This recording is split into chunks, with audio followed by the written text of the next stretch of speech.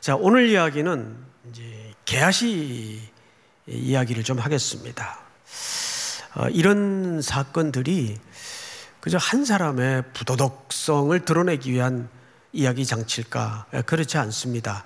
이 게하시는 사실상 누구의 그림인가 하면 북이스라엘의 영적인 상태, 북이스라엘의 기울어진 영적인 현상을 잘 드러내는 그림 언어로, 상징적인 언어로 등장하는 인물이 바로 이 게하시의 지금 소행 속에 그대로 담아져 있습니다. 그런 관점에서 보면 좀 이해가 쉬우리라고 생각을 해요. 자, 그러면 오늘 첫 절인 20절부터 좀 볼까요? 하나님의 사람 엘리사의 사환 게하시가 스스로 이제 속에서 얘기를 하는 거예요. 아니, 나만이 병을 고치기 위해서 어차피 주려고 병 고친 은혜의 값으로 주려고 가져온 바리바리 싫었던 그 금은 보화를 왜 한 푼도 받지 않고 우리 주인은 돌려보낼까?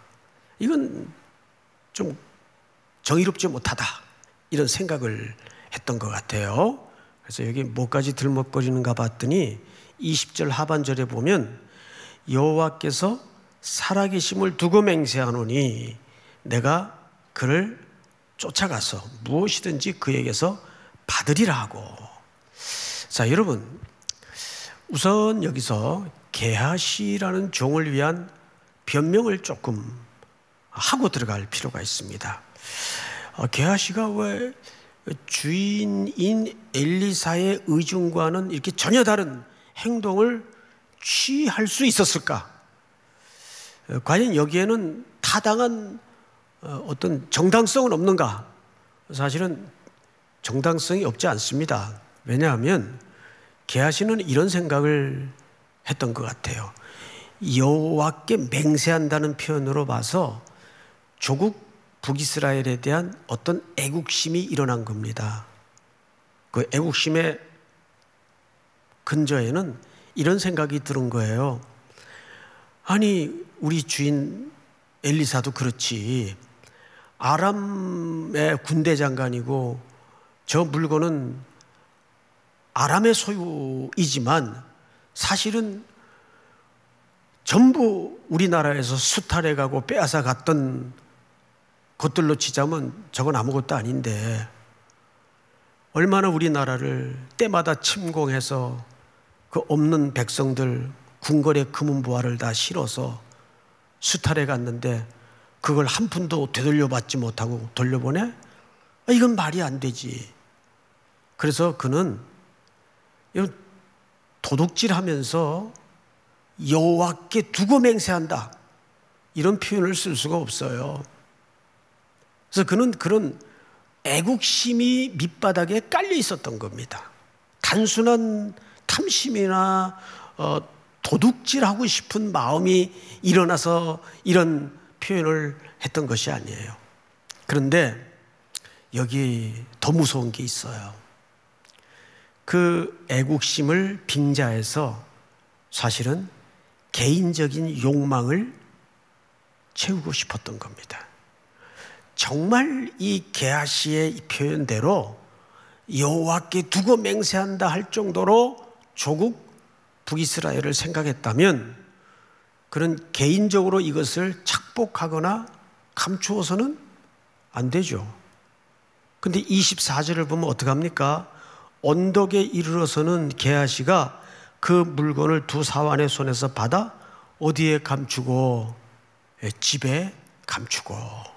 그렇게 되어 있죠? 그들을 보내 가게 한 후, 이렇게 되어 있습니다. 이 부분은 잠시 후에 순서에 따라 다시 다루기로 하겠지만, 첫째, 게하시는 명분은 뭘 대밀었어요? 조국 북이스라엘에 그동안 수탈당했던 그런 억울한 조국에 대한 긍휼한 마음이 동기가 되었던 것은 부정하지 않습니다. 그러나 더 무서운 것은 이 동기를 빌미로 개인적인 탐욕을 채웠다는데 더 전율스러운 두려움이 있는 거예요. 근데 이런 이중적인 심리, 이런 내용들이 우리 속에는 없을까요? 우리 명부는 영광을 떠들고 종교의 허울을 씌워서 소리치고 주장하지만 그 깊은 우리 심리 밑바닥을 들여다보면 가끔 자기 영광과 자기 욕망을 위해서 소리치고 싸울 때가 얼마나 많습니까? 지금 게하시가 그런 경계선에 서 있는 겁니다. 그래서 그는 몸을 일으켜서 액션을 취합니다. 21절을 볼까요? 나만의 뒤를 쫓아가니, 나만은 안 받으니까 실과 같은 그 엄청난 천문학적인 보물을 가져도록 가고 있는 중입니다. 나만이 자기 뒤에 달려옴을 보고, 나만이 달려왔다는 게 아니라 그 게하시가 막 허겁지겁 쫓아오는 걸 봤어요. 보고 수레에서 어떻게 했다고 되어 있죠? 내려. 이것은 예의를 갖춘 게 아니에요. 내려라는 말은 히브리 말을 그대로 이제 직역을 해서 표현을 하자면 떨어지듯, 원래 이 원문 자체는 떨어지다 그 뜻이에요. 그러니까 평안히 애기살처럼 회복이 되어서 마음도 행복하고 선물도 도로 가져가는 이 흥겨운 귀국길에 얼마나 좋았겠어요. 그런데 급하게 뒤에서 그 엘리사의 종이 쫓아오는 거예요.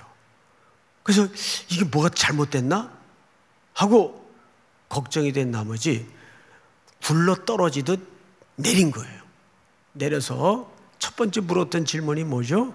샬롬을 물었어요. 성경을 볼까요? 내려 맞이하여 이르되 평안이냐? 평안한 일로 오느냐? 이렇게 물은 거죠. 그러면 나만의 심리 속에 이렇게 황급한 태도와 표정을 담아서 달려온 게하시에게 평안하뇨? 라고 물은 그 심리적 저변은 뭘까? 굉장히 우리가 살펴봐야 될 내용입니다. 그래서 앞에 본문 18절을 좀 보세요. 지난주 본문이었죠? 이 부분은 제가 시간 관계상 지난주 여러분들과 다루지 않았던 본문이에요. 18절을 우리 전체 한번 같이 읽어볼까요? 시작. 오직 한 가지 일이 있사오니 여호와께서 당신의 종을 용서하시기를 원하나이다. 곧 내 주인께서 림몬의 신당에 들어가 거기서 경배하며 그가 내 손을 의지하심에 내가 림몬의 신당에서 몸을 굽히오니 내가 림몬의 신당에서 몸을 굽힐 때에 여호와께서 이 일에 대하여 당신의 종을 용서하시기를 원하나이다 하니. 그러자 엘리야가 그 얘기를 듣고 너는 어떻게 가라 했죠? 평안히 가라 했어요. 여러분 지금 리액션을 하고 계시죠? 예, 평안히 가라 그랬어요. 자, 바로 이 부분입니다. 이 18절은 무슨 얘기냐면 나아만의 주인은 아람 왕이에요. 그렇죠, 여러분? 나아만은 아람 왕을 측근해서 최측근해서 지근거리에서 수종두는 국방부 장관이란 말이에요. 그런데 림몬 우상신을 섬기고 있었어요. 이 나라는 특별히 그 주인은 아람 왕은 이때 병을 고침받은 나아만이 뭐라고 했었는가 하면 이제는 상처나지의 신은 하나님뿐인 것을 내가 고백합니다. 그리고 내가 이 받은 은혜를 어찌 잊을 수 있으며 변개시킬 수 있겠습니까? 이제는 하나님만 섬기겠습니다. 그런데 고민이 하나 있습니다. 선지자님, 이 고민이 뭐예요? 우리 주인이 림몬선을 경배할 때 꼭 제가 부축을 해서 제 손을 의지해서 경배를 해야 되는데, 제가 부축을 하고 그 경배를 수종들다 보면 옆에서 같은 액션, 같은 태도를 취할 수밖에 없습니다. 이렇게 된 거죠. 자, 아람 왕이 림몬 신에게 절을 해요. 절을 이렇게 무릎을 꿇던 허리를 숙이던 절을 해요. 그러면 옆에 군대 장관인 나하만이 이 절을 하는 걸 수종을 들어야 되니까, 부하니까 그 행동이 하고 막 잡아 일으킬까요? 액션이 똑같은 모양이 될까요? 이 똑같은 모양이 된단 말이에요. 그래, 나는 수종드는 종이기에 똑같은 모양을 취할 수밖에 없지만 나는 그것이 경배가 아닙니다. 그것만 양해를 해 주십시오. 이렇게 선지자님에게 걱정 반 근심 반 담아서 부탁을 한 거예요. 그러자 엘리사가 뭐라 그랬다고요? 평안히 가라, 평안히 가라. 자, 그래서 그건 내가 양해를 받았으니 이젠 모든 염려가 다 사라졌다 하고 평안히 가고 있던 중이었어요.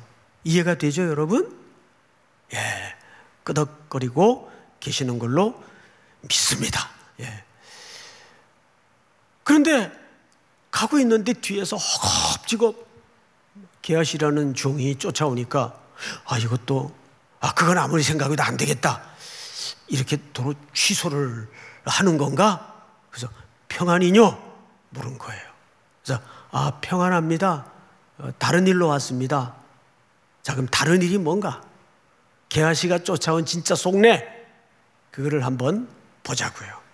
자, 몇 절을 보시냐 하면 22절, 그가 이르되 평안하나이다. 우리 주인께서 나를 보내시며 말씀하시기를. 이제 여기서부터 한번 저를 보실까요, 여러분? 새빨간 거짓말이 시작이 됩니다. 자, 엘리사는 이 게하시를 보낸 적이 있어요, 없어요? 없어요. 보낸 적이 없어요. 그런데 여기 말하기를 우리 주인께서 나를 보내시며 말씀하시기를, 지금 선지자의 제자 중에 두 청년이 에브라임 산지에서부터 내게로 왔으니, 이 에브라임 산지는 한나의 남편이 되는 엘가나의 고향이에요. 예.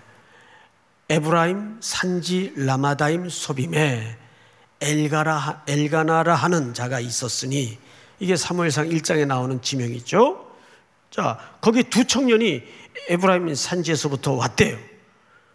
당신은 그들에게 은 1달란트와 옷 2벌을 주라 하시더이다. 이게 엘리사가 자기를 보낸 목적이래요. 이게 거짓말이죠. 자, 은 1달란트는 천문학적인 숫자 개념이에요. 이것만 해도 그저 일하는 사람이 300년 정도를 안 쓰고 안 먹고 모아야 들똥말똥한 액수인데, 이런 엄청난 액수를 이제 요구하는 겁니다. 그리고 옷 2벌을 부탁합디다. 그러자 23절, 나하만이 이르되 바라건대 2달란트를 받으라. 그러니까 받은 은혜가 너무 크니까 1달란트는 웬 말이냐, 두 사람이 왔다면서 그럼 2달란트, 그 옷도 더 주고, 이렇게 해서 두 전대에 넣어 메고 옷 2벌을 아울러 사환에게 지우매 그들이 게하시 앞에서 지고 가니라. 자, 근데 이제 54절입니다. 54절 보니까 언덕이라고 되어 있는데, 이 오펠, 오펠이라고 되어 있는데, 이 오펠은 자연적인 둔덕을 얘기하는 게 아니라 요새화된 또는 인공적인 언덕, 쌓아 올린 언덕이에요. 이 언덕에 보통 도시가 건설이 됩니다. 당시는 워낙 고대의 부족 간의 나라 간의 전쟁이 빈번했기 때문에 이 높은 위치를 차지하고 있는 것이 정황상 무조건 유리해요. 그래서 산 위의 동네들이 굉장히 많았어요. 볼까요? 24절. 언덕에 이르러서는 게하시가 그 물건을 두 사환의 손에서 받아 집에 감추고 그들을 보내 가게 한 후. 그래서 아마도 이제 학자들은 이 사환이 게하시의 사환인지 나만의 사환인지 불분명하다라고 되어 있는데, 문맥상 자연스러운 것은 게하시가 보낸 사환이 나만이 보낸 사환이 아니겠는가, 그렇게 이제 추정을 합니다. 추정을. 근데 그게 오늘 이 본문의 해석이 중요한 초점은 아니니까 뭐 어찌했든 건 상관이 없어요. 그런데 문제는 이 게하시가 사환들은 돌려보내고 그들이 메고 왔던 그 엄청난 액수의 선물을 자기 집에 감춥니다. 그리고 볼까요? 25절. 들어가, 그렇게 돼 있어요. 들어가. 이 어디로 들어갔다는 얘기인가? 25절을 봤더니 엘리사에게 들어간 겁니다. 자, 이제 이 들어가라는 말이 그가 얼마나 거짓된 행동을 하는가를 들키는, 독자들에게 들키는 중요한 단서가 돼요. 여러분, 정말 이 게하시의 말처럼 이 행동이 주인 엘리사가 보내서 한 행동이라면 들어가라는 went라는, 영어 번역에는 went라고 되어 있는데 went라는 말을 쓸 게 아니라 돌아와라고 써야 돼요. 그렇죠? return, 돌아와. 왜? 심부름 갔었으니까. 근데 심부름 보낸 적이 없거든요. 근데 성경에 영감을 받은 독자를 위한 기자는 이걸 통해서 이 엘리사의 종 게하시가 한 걸음 한 걸음마다 전부 거짓, 탐욕을 담은 거짓 행동을 하고 있다는 것을 들통냅니다. 그래서 들어가, 이렇게 돼 있어요. 그의 주인 앞에 서니 엘리사가 이르되 게하시야, 네가 어디서 오느냐 하니 대답하되 당신의 종이 아무데도 가지 아니하였나이다 하니라. 거짓말은 계속 몰랐죠? 거짓말은 계속 거짓말을 나올 수밖에 없어요. 그래서 사탄은 끊임없는 거짓말을 생산해내죠.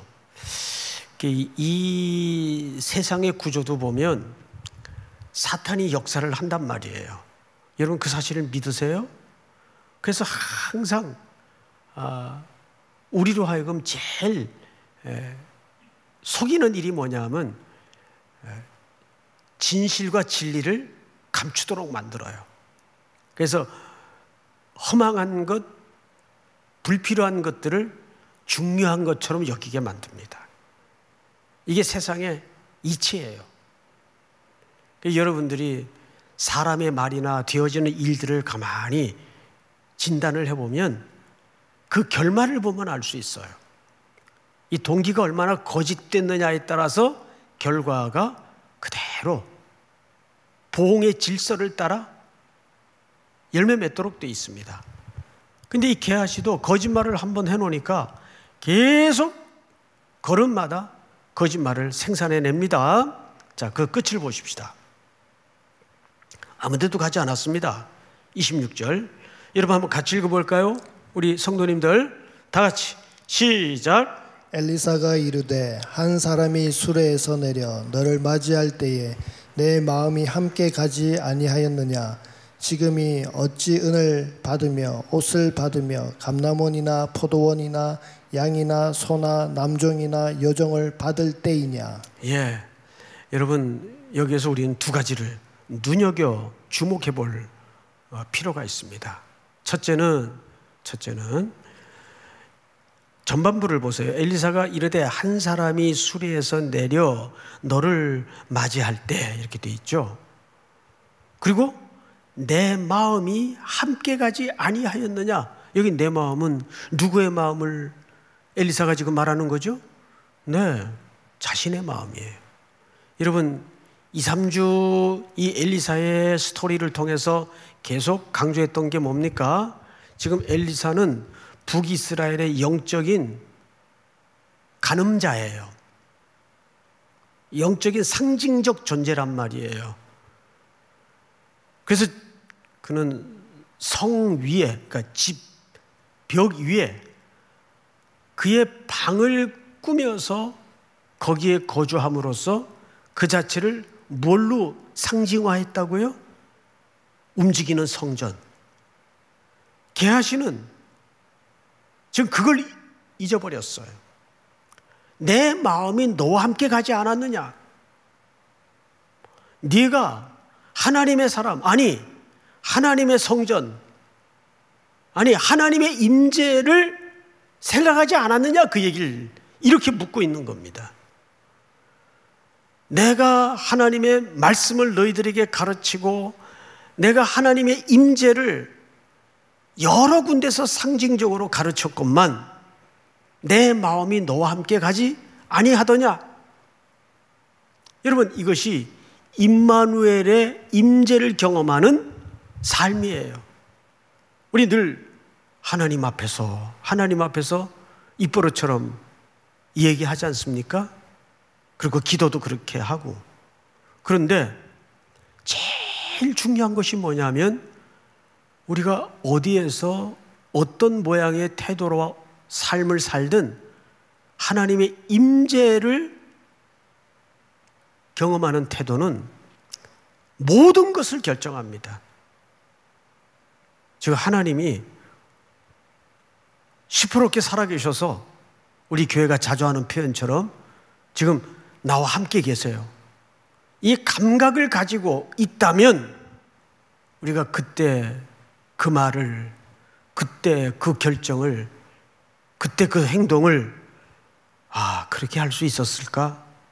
근데 우리 이것을 임재의 그 순간 열매로 내놓질 못하고 항상 하나님의 임재는 간데온데 없고 자기의 혈기와 자기의 판단과 자기의 욕망이 삶의 주인이 되어서 모든 것을 토해내고 저질러진 이후에 훗날 우리는 가슴을 치면서 통해 자복할 때가 얼마나 많아요. 그것도 다행이죠. 근데 그조차 인식하지 못하고 살아가는 경우가 얼마나 많아요. 게하시의 실수는 뭐예요? 하나님의 임재가 그를 지배하지 않고 그의 개인적인 탐욕이, 그것은 뭘 빙자해서, 애국을 빙자해서 개인적인 탐욕을 그의 인생의 한복판에다 놓고 그 열매를 만들어낸 거죠. 그리고 성경을 또 보시면 하반부에 이런 표현이 있어요. 어찌 은을 받으며 옷을 받으며 감람원이나 포도원이나 양이나 소나 남종이나 여종을 받을 때이냐, 이렇게 돼요. 때이냐. 이 때, 에트라는 말 아주 중요한 단어입니다. 거기다가 마크를 하세요. 때, 에트. 이게 무슨 의미일까요, 여러분?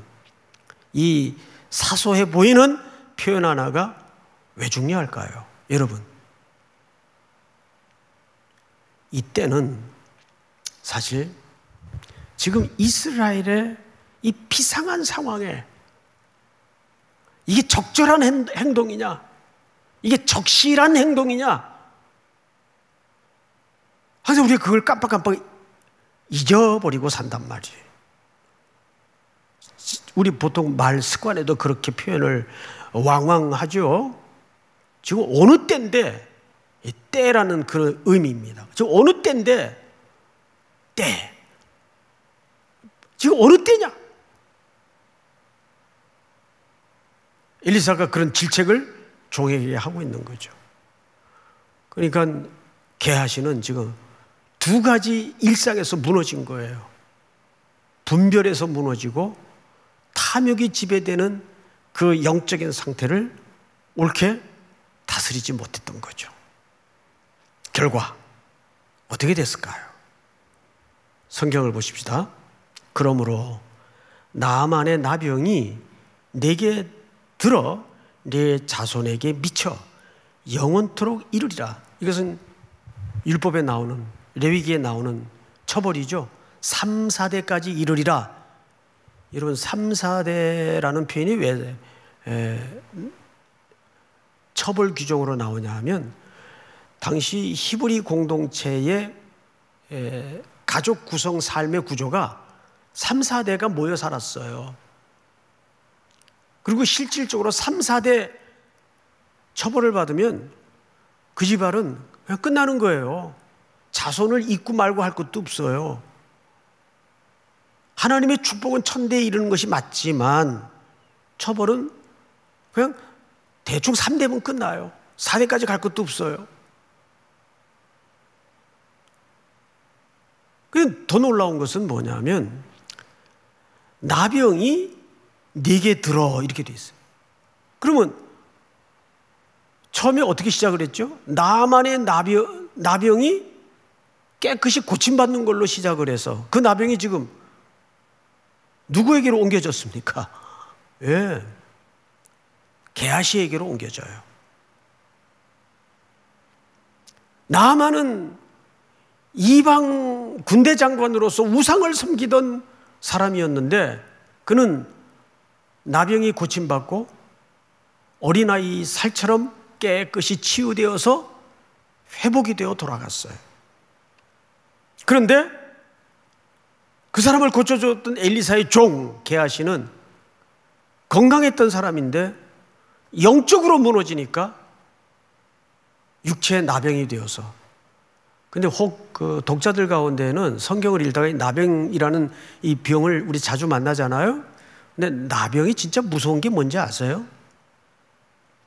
요즘 우리는 이 2년째 계속 그 기세를 꺾지 않고 있는 이 코로나 때문에 그걸 조금 실감하면서 살아요. 제일 이 시기를 겪으면서 어려운 게 뭐냐면 격리되는 거예요. 격리. 저도 뭐 검사 받고 나서 한 이틀 격리 생활을 해보니까 죽겠더라고요, 진짜. 여러 가지 사회성이 다 무너져요.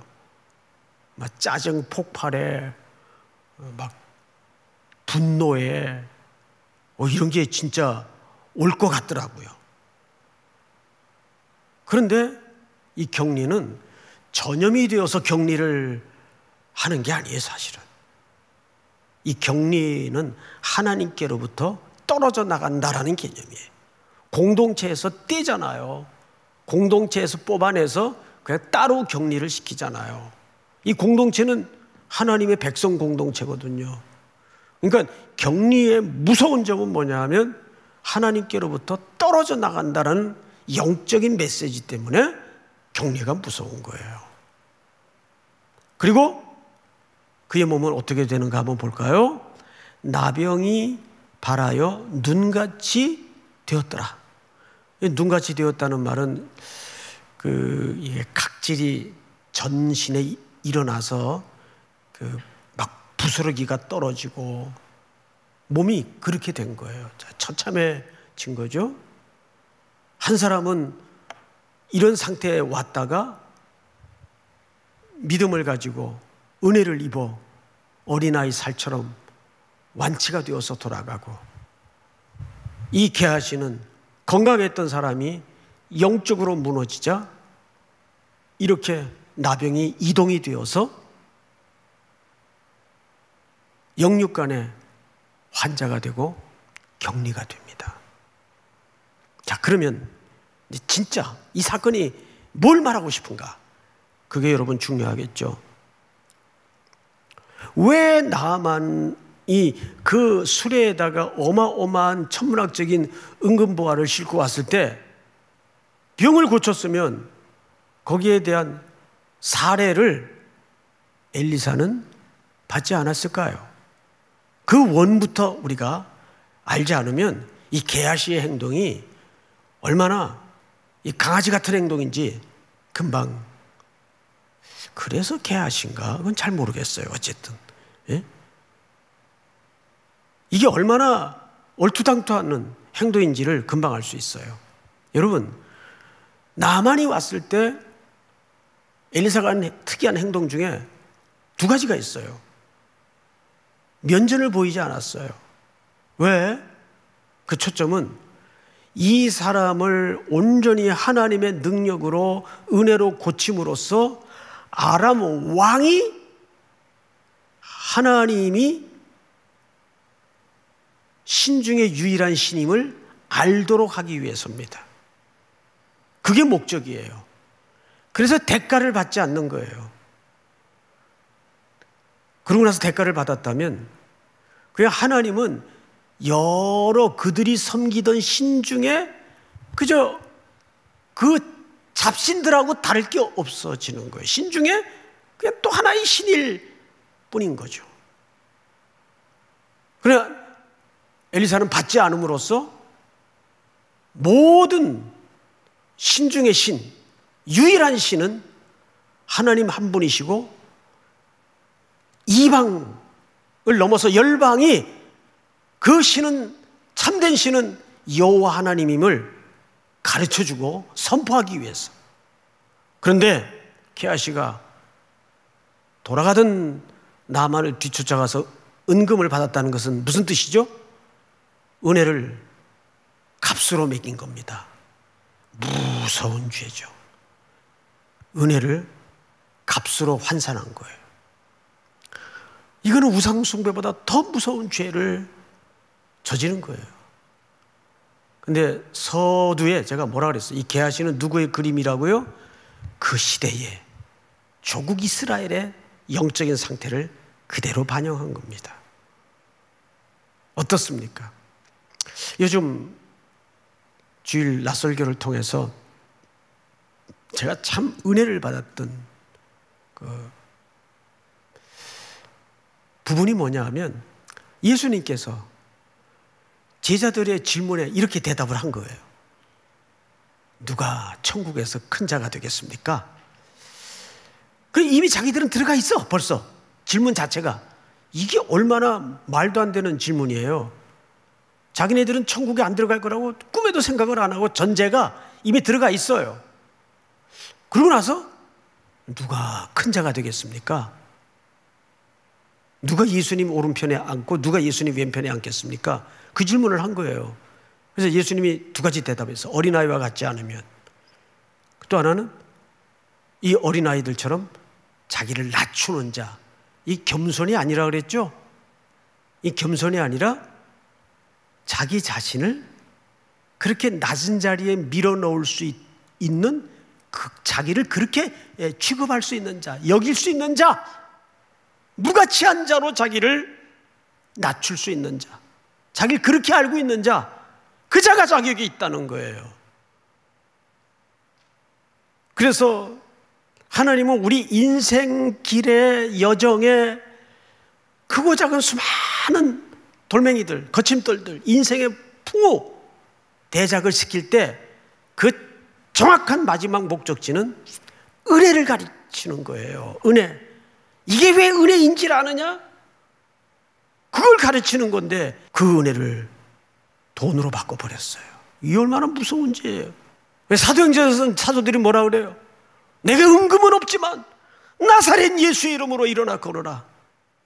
그 기적이 오늘 이 밤에도 여러분들의 그 일상의 현장에 모든 내 공로가 내려지고 은금의 세력과 위력이 한국교회에 제거되고 오직 은혜로만이 설 수 있는, 할렐루야, 하나님만이 존귀와 영광을 받으시는 선포가 여러분들의 낮아짐을 통해서 여러분 일상 속에 드러나는 복이 있기를 주의 이름으로 축복합니다. 할렐루야. 자, 우리 찬양 하나 하십시다.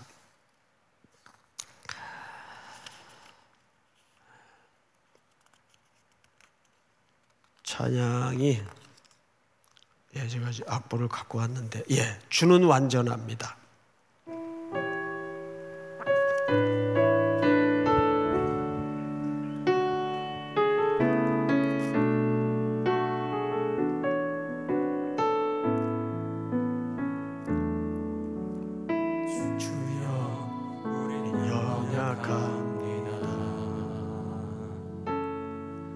우린 오늘을 힘겨워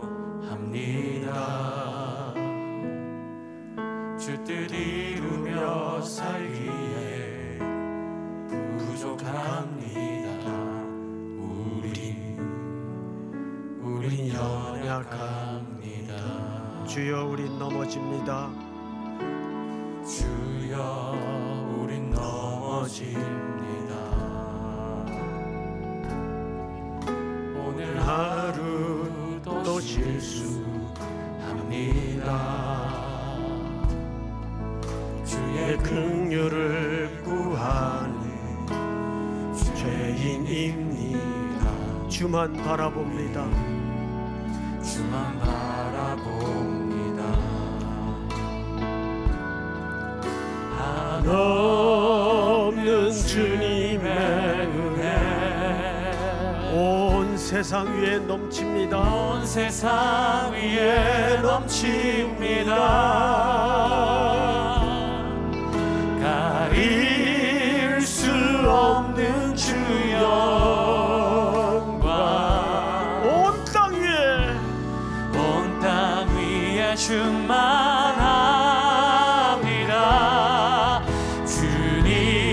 주님만이 우리 계신 길이오니. 처소에서 한번 일어나십시다. 우리 다 계신 곳에서 일어나서 우린 그 길 따라갑니다. 그날에 우리를 그날에 우리를 이루신 주는 완전합니다.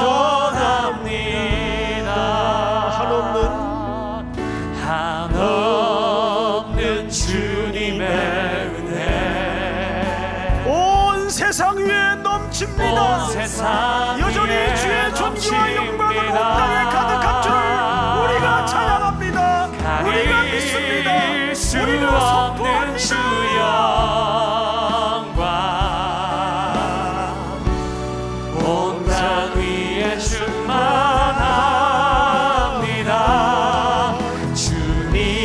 주님만이 길이오니. 우린 그 길 따라갑니다. 우린 그 길 따라갑니다.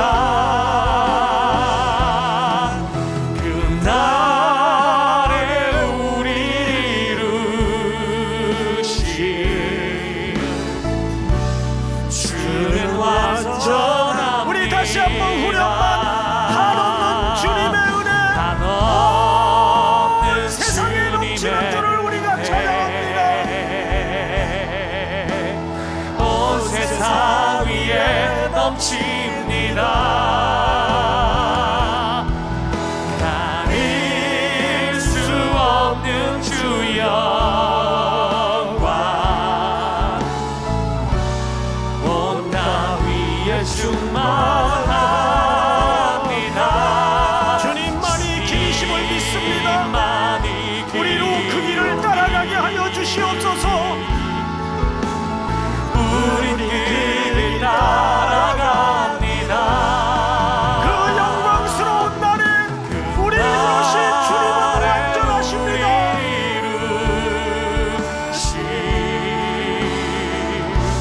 주는 완전합니다. 그날에 우리를 이루신 주는 완전합니다. 그날에 우리를 이루신 주는 완전합니다. 우리 계신 그곳에서 우리 옆에 사람 생각하지 말고 우리 한번 주여 부른 다음에 이렇게 기도하십시다. 여전히 온 땅에 코로나가 득세를 하여도 더 높은 주님의 영광이 충만한 세상인 줄을 우리가 믿습니다. 하나님, 이 재앙의 시간이 지나가게 하여 주시옵소서. 주의 보혈로 다시 한번 정결케 되는 이 시대가 될 수 있도록 이끌어 주시옵소서. 이 민족과 이 교회를 불쌍히 여겨주시고 인류를 불쌍히 여겨주시고 피조 세계가 하나님의 창조께로 돌아오는 귀로의 기적을 은혜를 경험케 하여 주시옵소서. 우리 한번 주여 부른 다음에 통성으로 기도합니다. 주여